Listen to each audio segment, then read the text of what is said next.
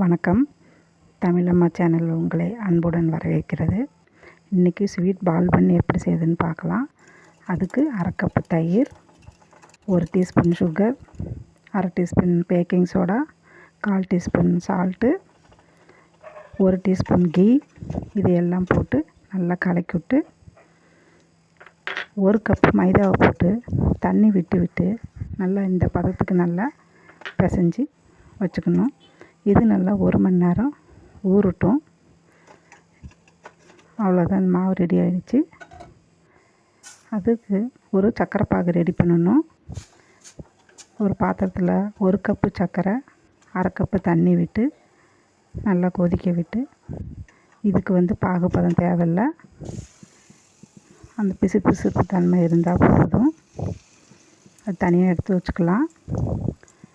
அடுத்தது ஒரு கடாயில் எண்ணெய் விட்டு இந்த மாவை கொஞ்சம் கொஞ்சமாக எடுத்து